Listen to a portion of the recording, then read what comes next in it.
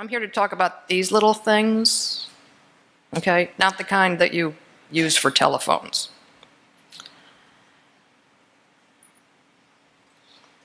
Calling card use began in China around the 15th century.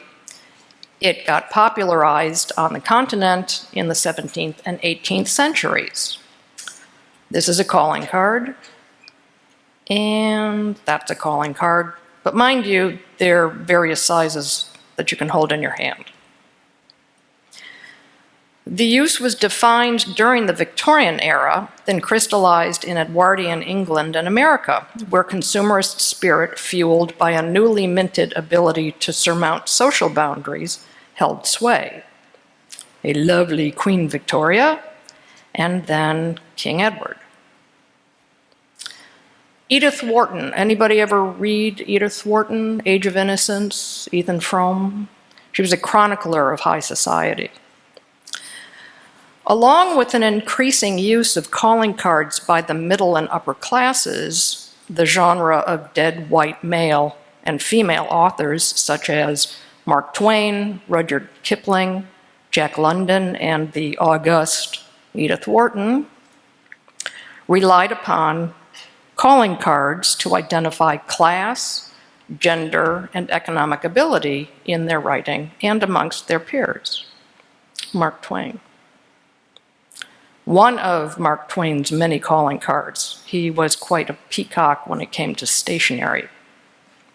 The black border signifies a loss in the family. The Clemens, one of their children passed away, and he used mourning stationery for several decades. In the day, even manly men could be terribly concerned with parlor conventions. Don't they look like a happy couple? For instance, in his semi-autobiographical novella, Martin Eden, Jack London, swashbuckling author of White Fang and Call of the Wild, relied upon the social currency of these little guys. This is a movie poster for the film adaptation. And I quote, Martin Eden went to the lending library in San Francisco because he needed the answer to this pressing question. When you meet a gal, how soon can you call her? Phew.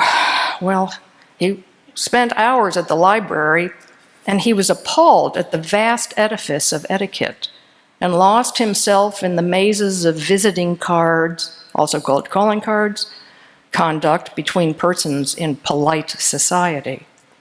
He abandoned his search. He'd not found what he wanted, though he had found that it would take all of a man's time to be polite. Some of you may be more familiar with the trade card because it's easier on the eyes. These came in various sizes, and they were to advertise the profession, the service, or the goods of the holder of the card. And they're really wonderful eye candy. A lot of this stuff we now call artistic printing, for good reason.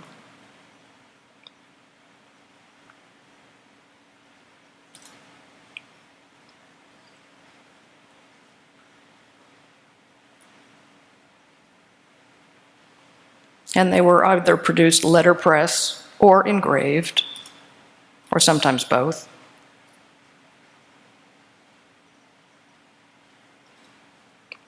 With one notable exception that we'll get to in a minute, while trade cards became ever fancier, their little social cousins grew more and more sedate.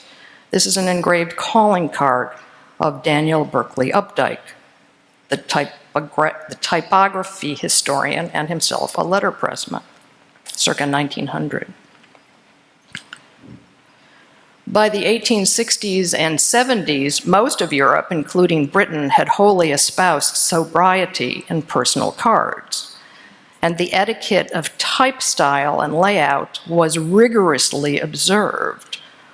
Words were to be engraved, the ink will be black, and the card stock white.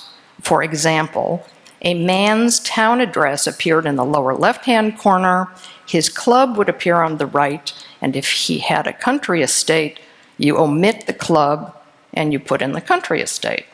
This was all very prescribed. P.T. Barnum, one of the, as in Barnum and Bailey Circus, this is his card. And it was a good idea to hand personalize them. It's still a good idea. By mid-20th century, the styles I know of as associated with the calling card had pretty much been formed.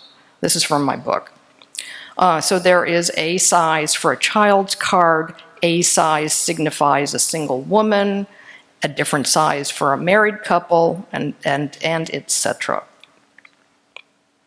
This is a page from a sample book from, I would say, the 1970s of the various sizes permitted for calling cards, along with some of the more usual lettering styles. These are not fonts, because these are all engraved.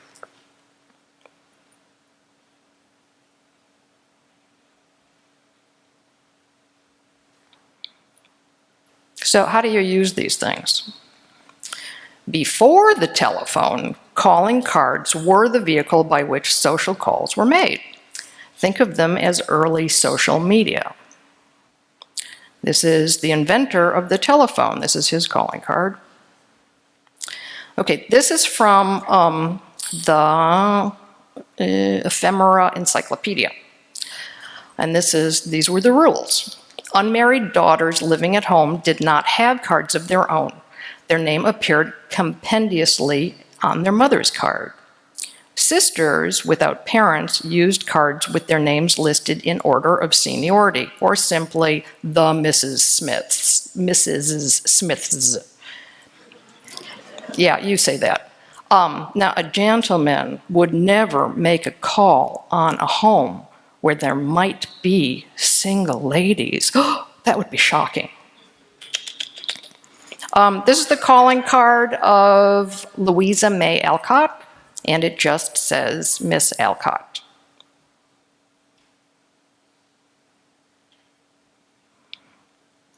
So the language of calling cards, very, very specific. When making a social call, one does not expect to be received. One merely leaves one's card, indicating that the call has been made. Should the visit be a desirable one, the lady of the house will return the call, leaving her card at your home. Remember, though, single ladies are never on the street unescorted. Suitable escorts are only a husband or a close male relative. In a pinch, at a loss for either of these, I suppose you could group together your sisters, find some old dowager, and you could walk down the street. So this is me making a social call in the French Quarter where I live. We will pretend that Joseph is either my brother or my husband.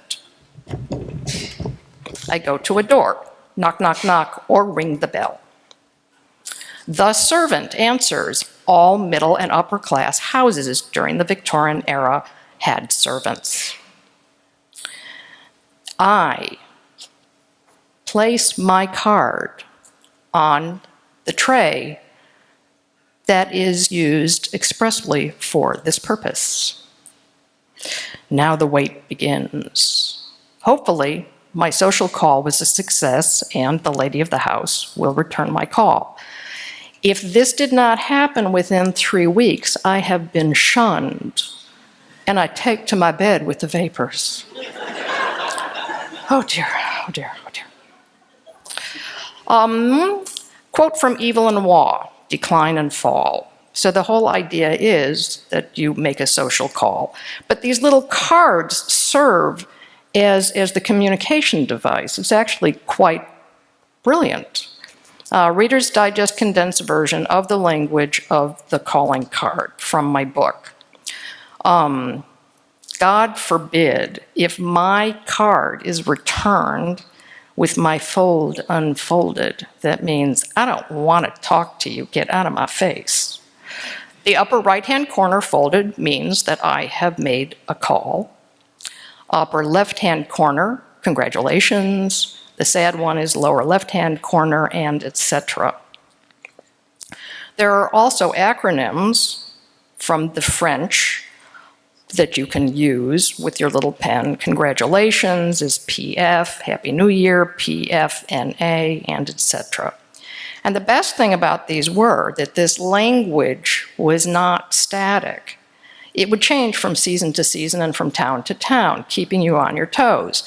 So one season, it might be correct to turn the upper right-hand corner down for a visit, but the next season, somebody might switch that up on you, and if you were not in the know and didn't turn it that season's preferred way, you would make a terrible social faux pas, and you would become a social pariah. Very rigid rules. So these are real live, honest to God, well, pictures of calling cards. The one on the lower left is probably from the 1970s. Miss Dorothy Davis Ball is a 30-year-old woman in New Orleans, and the one on the right was my maternal grandmother. And interestingly enough, it appears that my grandfather used my grandmother's calling cards for his own use. In some branches of the armed forces, it is encouraged for officers to this day and their wives to use calling cards. John Quincy Adams. At the beginning, you would hand write the information on these little cards. Some of you may be familiar with the history of calligraphy, and long time ago, when men of means, who didn't really work because they had so much money, to get along in polite society, it was required that they take penmanship classes along with their deportment classes, their speech classes, and learning how to make small talk. Although I think Mr. John Quincy Adams should go back to calligraphy school. And here's another example of personalizing a calling card. John James Audubon, purported to be Napoleon Bonaparte. This guy, this Gerald Berg, he had the largest collection of calling cards in the world. And notice Mr. Bonaparte's upper right-hand corner, there's a fold. I don't know if that's intentional or not. Who can tell me who was Jack Benny? Anybody? Comedian, mid-century comedian. Who can tell me what LSMFT stands for? Lucky Strike means fine tobacco. Yes, thank you for 1,000 points. And my favorite, Madame Chiang Kai-shek. Notice that all of these share common elements: white stock, plain lettering style, and black ink. Okay, the exception to the rule of this formality.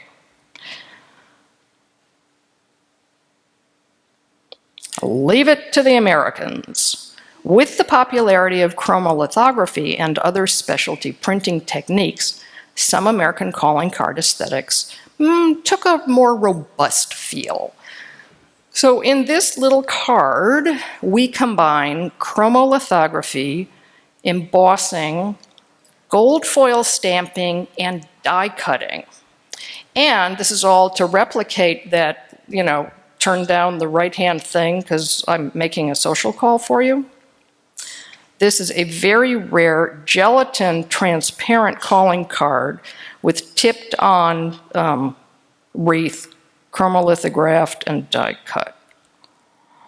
Hand calligraphed tipped in photograph. Tipped in photograph on blind embossed and hand calligraphed. Another very rare gelatin. I think you can eat these things if you really want to. Another goofy transparent calling card.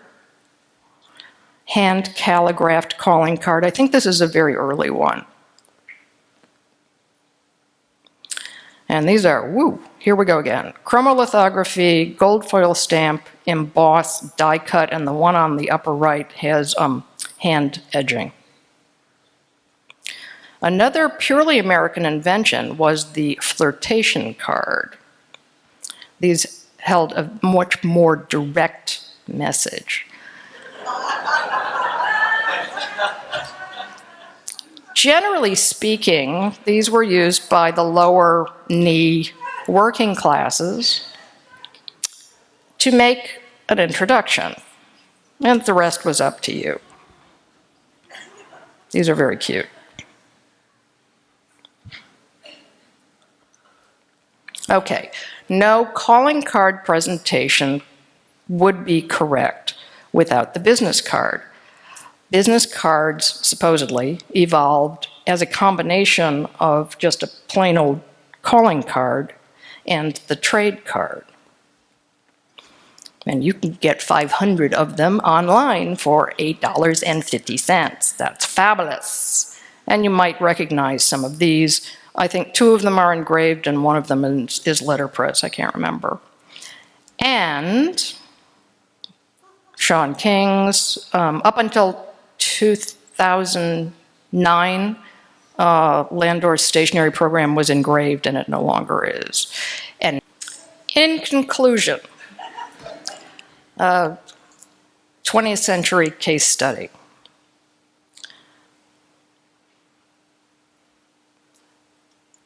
That's a gold tone Minaudier, which is a woman's evening clutch. They still use them. You use it to go to the opera and stuff like that.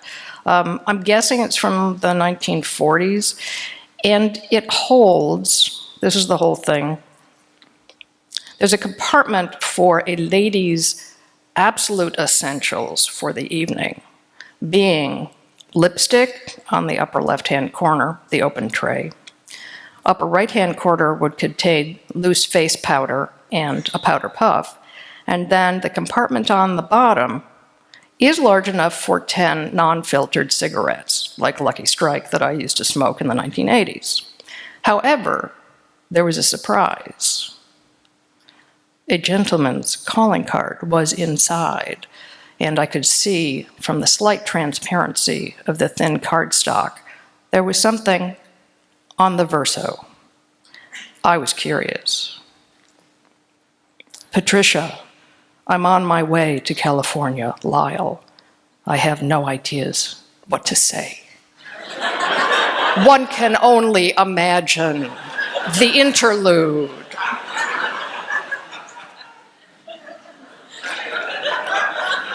Thank you.